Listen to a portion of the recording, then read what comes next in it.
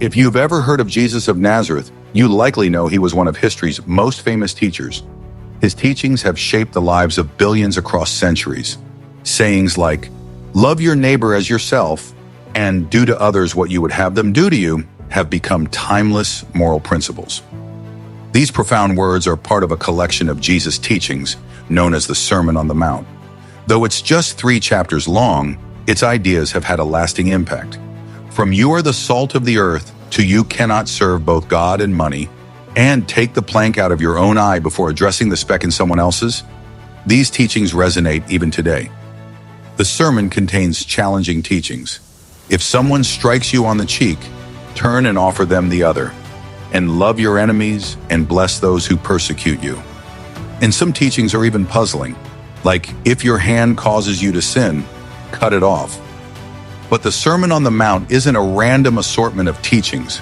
It's a carefully organized message, designed to be easy to remember and meditate on. The structure is intentional, with 3 main parts, a central section divided into 3 more parts, and those parts further divided into 3 subsections. This intricate design highlights the significance of every word. At the heart of the sermon is the famous prayer Jesus taught. "Our Father in heaven, hallowed be your name. Your kingdom come. Your will be done on earth as it is in heaven." What does it mean for God's kingdom to come on earth? To understand, we must remember that Jesus grew up immersed in the Hebrew Scriptures. These sacred texts tell the story of how God created a well-ordered world, entrusting humans to rule it with his wisdom and love. When humans lead with justice, peace prevails, and there is abundance for all.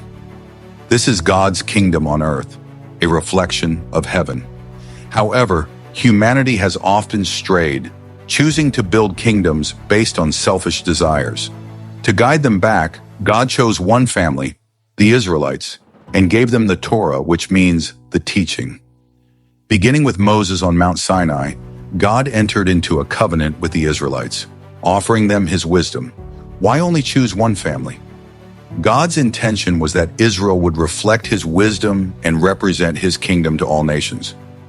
Yet by the time of Jesus, the kingdom of God seemed distant. Israel was under Roman occupation, and many religious leaders believed the kingdom hadn't come because Israel wasn't faithful enough. The Pharisees thought strict adherence to the Torah was the answer, while the Sadducees saw cooperation with Rome as the best solution. Others, like the Zealots, sought revolution, and some fled to the desert, awaiting a new beginning. Amid this turmoil, most of the people Jesus encountered were simply struggling to survive, poor, sick, and oppressed by Roman rule. They were hopeless and powerless. Jesus went to these very people, healing the sick and proclaiming that the kingdom of God was arriving. Large crowds gathered to hear his message. One day, Jesus climbed a hill and announced that the kingdom of God was beginning, not with the wealthy or powerful, but with those who were suffering and marginalized. This is why the Sermon on the Mount begins with, "Blessed are the poor in spirit." Jesus was declaring that God's presence and blessing weren't found among the rich or influential, but among those who were broken and defeated.